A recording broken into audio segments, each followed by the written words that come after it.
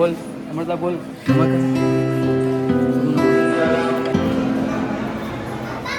कशाला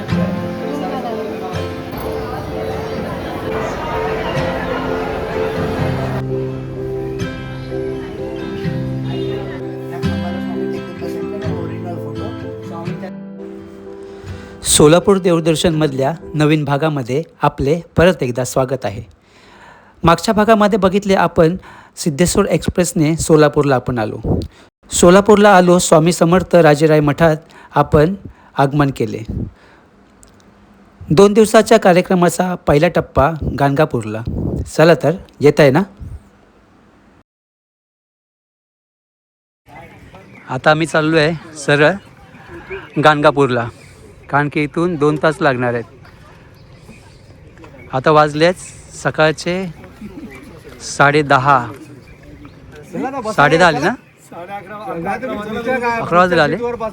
मागे बसायला लागेल तुम्हाला.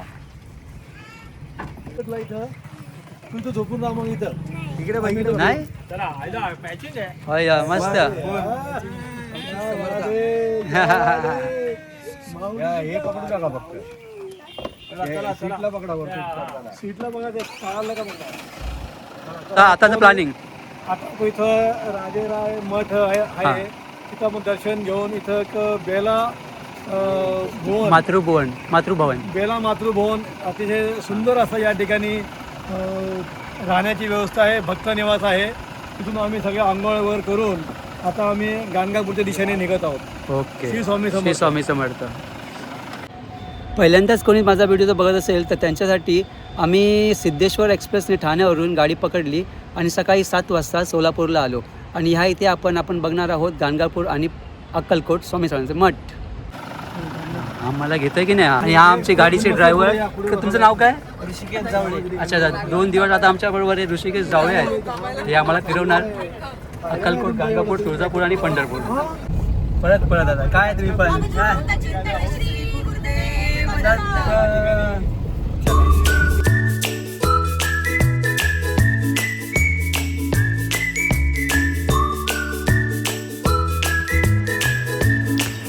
कर्नाटक राज्यातील गुलबर्गा जिल्ह्यात भीमा आणि अमरजा नद्यांच्या संगमावर वसलेले हे क्षेत्र गाणगापूर हे दत्तभक्तांचे प्रमुख जागृतस्थान तीर्थक्षेत्र आहे.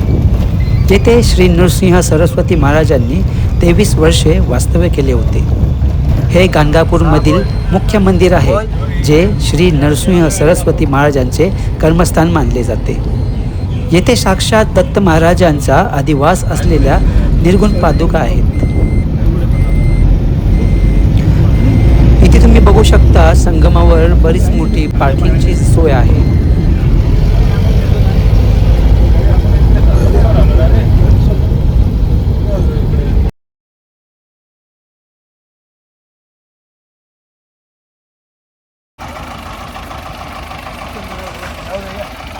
चला आता संगमावरती जाऊया. चला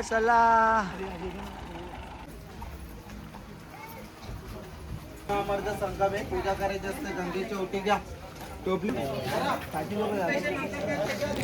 पूजेसाठी लागणाऱ्या वस्तू इथून घेऊन आता निघूया आपण संगमावर.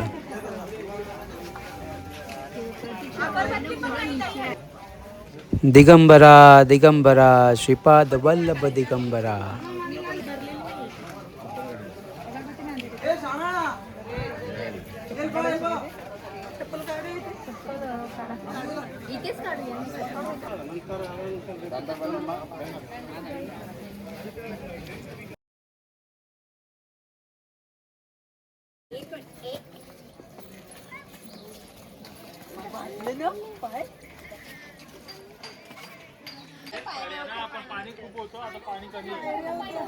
अरे ते ऑगस्ट महिना होता. भीमा आणि अमरजा नद्यांचा संगम अत्यंत पवित्र मानला जातो. येथे स्नान केल्याने पापमुक्ती मिळते अशी भाविकांची श्रद्धा आहे.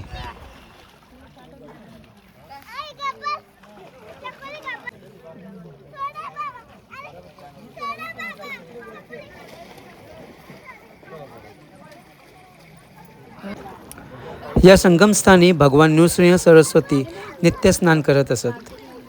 या संगमावर स्नान केल्याने भाविकांचे अनेक पापे धुतले जाऊन दिव्य अनुभव येतोच. निर्गुण मठाच्या पादुका दर्शन अगोदर भाविक संगमावर स्नान करतात.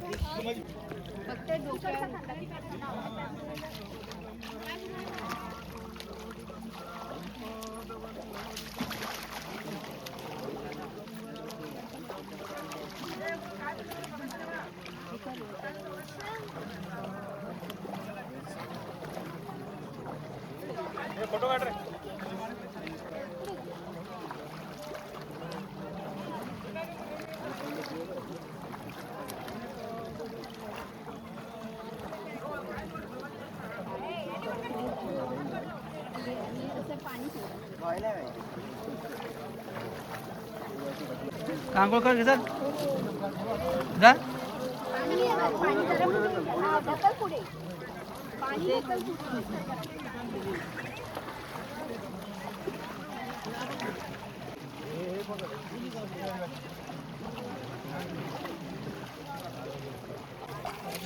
कोण बाकी आहे आता?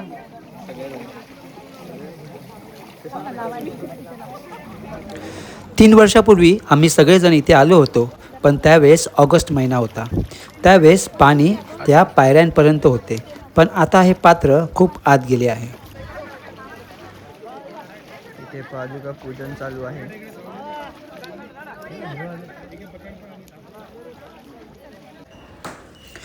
यथासांग सर्वांची संगमावर आंघोळ व पूजा करून झाल्यावरती आम्ही चाललो औदुंबर वृक्षाकडे.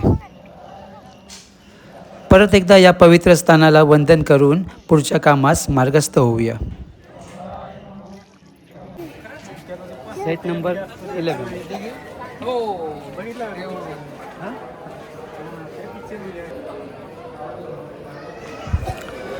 इथे तुम्हाला आठवेल तो देऊळबंदमधला सीट नंबर 11.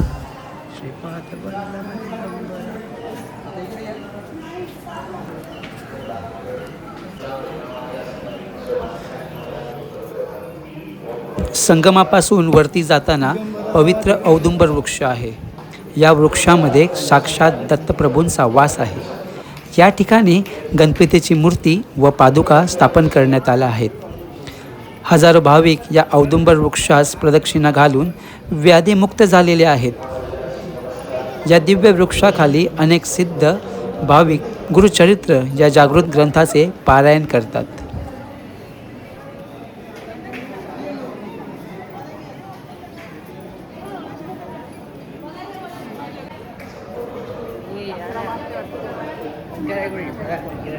दोघांनी मिळून बांधायचं लेकाच्या.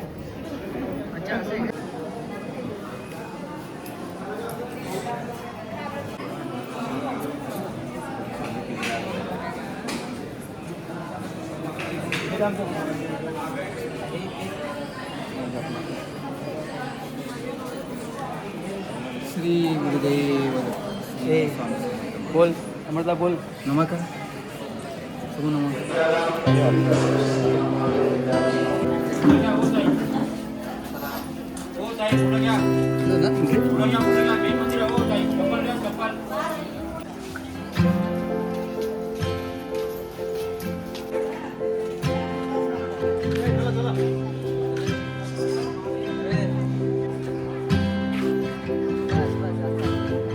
संगमाचे दर्शन घेऊन आता आम्ही चाललो आहे गाणगापूरमध्ये. गाणगापूर मंदिरमध्ये दर्शन घ्यायला, मुख्य मंदिरला. सो आता बघा, आता वाजले आहेत 2:30 आणि गरम खूप होत आहे.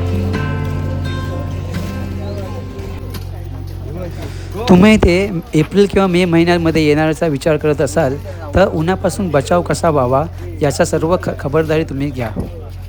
गॉगल, कॅप, एखादी छत्री आणली तरी चालेल.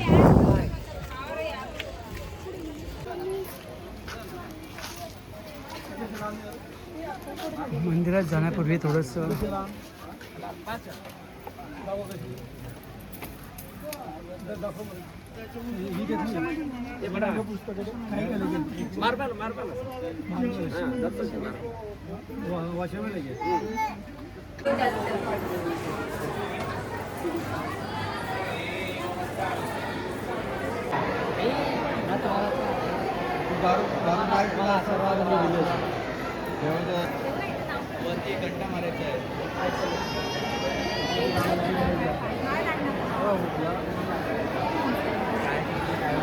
कर्नाटकातील गाणगापूर येथील दत्त मंदिर भूतप्रेत अंगात आलेली बाधा दूर करण्यासाठी प्रसिद्ध आहे. येथील संगमावर स्नान आणि मध्यान्ह आरती दरम्यान दत्तगुरूंच्या कृपेने बाधितांच्या अंगातील नकारात्मक शक्ती बाहेर पडतात व व्यक्ती पूर्ववत होते, अशी भाविकांची दृढ श्रद्धा आहे. येथे निर्गुण पादुका मठ मुख्य केंद्र आहे. दत्तात्रय परंपरेच्या अनुयायांसाठी या मंदिराला अतिमहत्त्व आहे, कारण त्यांचा असा विश्वास आहे की भगवान दत्तात्रय येथे शाश्वतपणे वास करतात. हे मंदिर भगवान दत्तात्रयांचा दुसरा अवतार असलेल्या श्री नृसिंह सरस्वती यांच्याशी संबंधित आहे.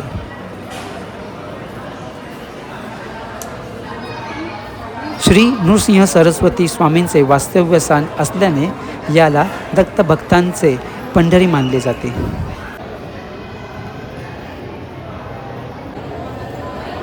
गाणगापूरच्या मंदिरमध्ये दर्शन घेऊन आम्ही सगळे आता बसलो आहे. मस्त दर्शन तर मस्त आलं. आतमध्ये शूटिंग करू शकलो नाही. आपण देवळात गेल्यावरती देवाकडे काय मागतो? पैसा, सुख, समृद्धी, घर, बंगला, नोकरी, हेच ना? हे तर सर्वच जण मागतात.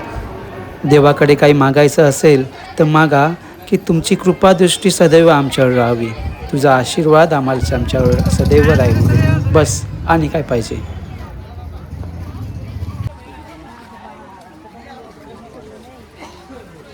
परत एकदा जाताना मनोमन देवाकडे हात जोडले. गाणगापूरला दर्शन घेऊन आता आम्ही दुपारी जेवायला इथे एका हॉटेल शांभी प्युअर व्हेज म्हणून इथे आलो आहे. तर दुपारचा उशीर भरपूर झाला जेवायला, तर आता आम्ही 4 वाजता जेवतो आहे.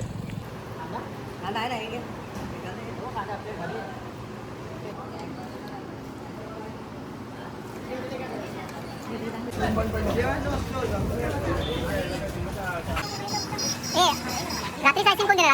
रात्री आईस्क्रीम कोण दिलं? रात्री कधी असते?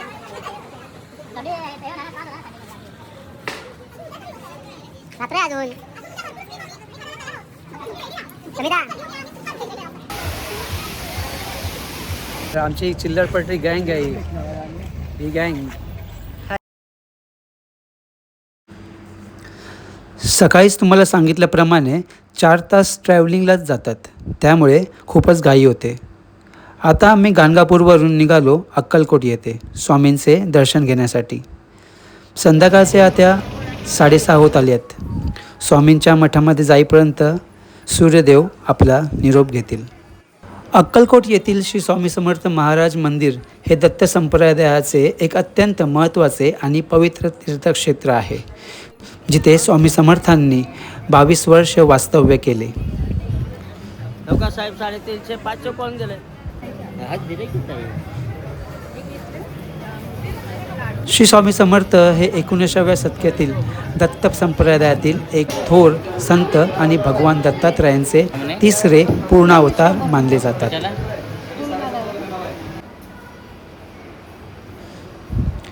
हे मंदिर एका प्राचीन वटवृक्षाभोवती बांधले आहे, ज्याखाली स्वामी समर्थ महाराज ध्यान आणि भक्तांना उपदेश करत असत.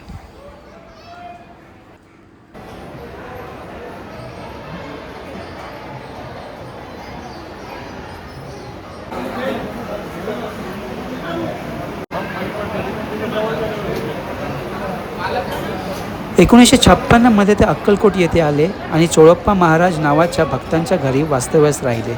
पुढे 22 वर्ष त्यांनी अक्कलकोटमध्येच राहून भक्तांना दिव्य अनुभवाचे मार्गदर्शन केले. स्वामी समर्थ हे गाणगापूरमधील श्री नृसिंह सरस्वती यांचेच पुढचे रूप मानले जातात.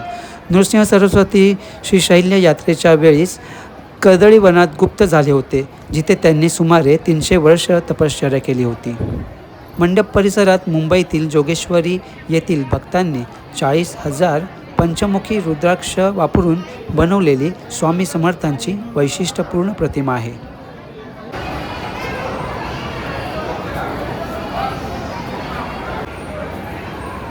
मुख्य मंदिरासमोरच ज्योतिबा मंडप आहे. या मंडपात पारायण प्रवचनाचे आयोजन केले जाते.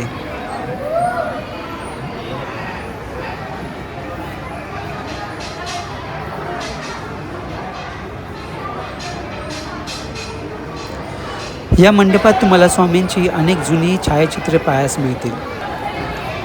स्वामी समर्थांनी जात पात धर्म या पलीकडे जाऊन माणुसकी आणि भक्तीचा मार्ग दाखवला.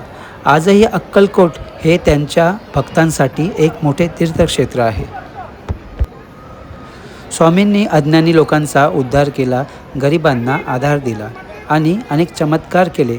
त्यांनी भिवू नकोस, मी तुझ्या पाठीशी आहे हा आश्वासक संदेश भक्तांना दिला.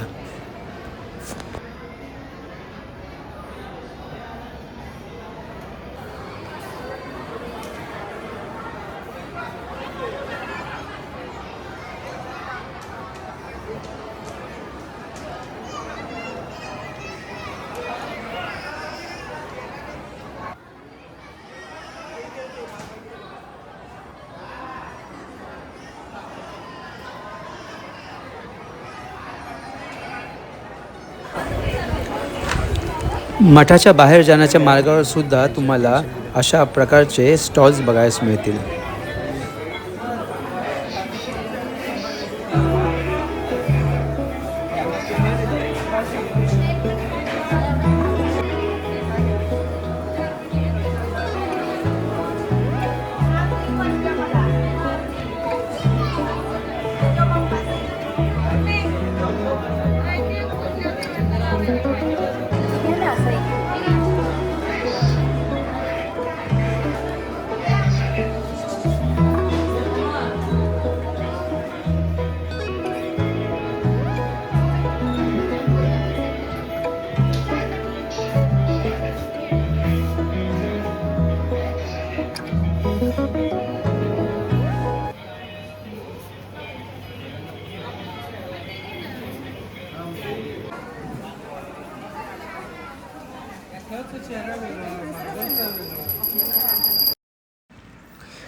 मंदिरात दररोज शेकडो भाविकांसाठी अन्नछत्र व्यवस्था आहे.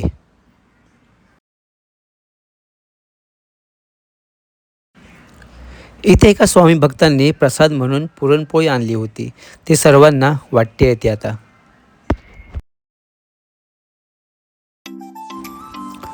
अन्नछत्राच्या आवारात खूप काही बघण्यासारखं आहे. चला तर मग एक एक करून बघूया.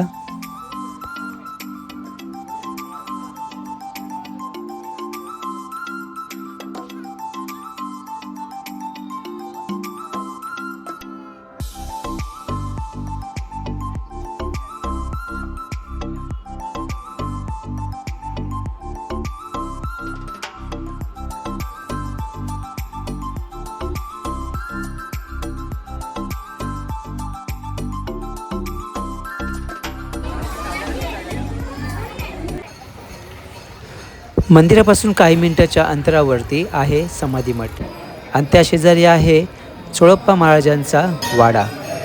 चला तर मग आता बघूया समाधी मठ. आम्ही तिथे गेलो त्यावेळेस आम्हाला आरती मिळाली आणि हा आहे चोळप्पा महाराजांचा वाडा आणि त्या वाड्यामध्ये चोळप्पा महाराजांचे 6वे वंशज यांनी आपल्याला दिली महाराजांविषयी खूप सुंदर अशी माहिती. हां 2 मिनिट थांबा, दर्शन होत आहे. हां ठीक आहे.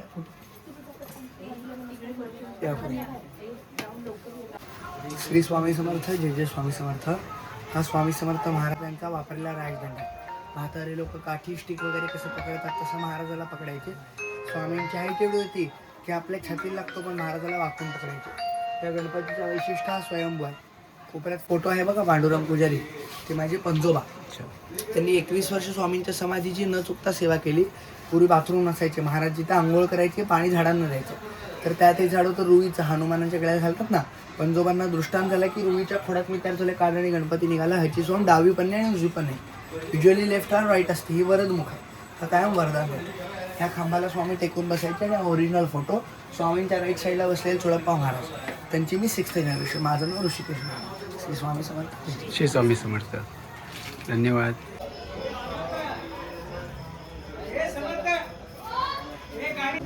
हातात चल नको. रात्री बराच उशीर झाला होता, त्यामुळे आम्ही मठामध्ये न जेवता आम्ही जिथे राहिलो होतो श्री स्वामी समर्थ राजराय मठ, इथे देखील स्वामी भक्तांसाठी जेवणाची सोय असते. तिथेच आम्ही घेतला महाप्रसाद. चला आता आजचा व्हिडिओ मी इथेच संपवतो.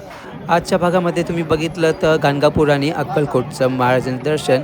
उद्याच्या भागामध्ये बघाल तुम्ही आम्ही जाणार आहोत तुळजापूर आणि संध्याकाळी जाणार पंढरपूरला. तर माझा व्हिडिओ आवडल्यास लाईक करा आणि अजून माझ्या चॅनलला कोणी सबस्क्राईब केलं तर सबस्क्राईब जरूर करा, जेणेकरून तुम्हाला असे नवीन नवीन व्हिडिओज बघायला मिळतील. चला तुम्ही तोपर्यंत काळजी घ्या. बाय.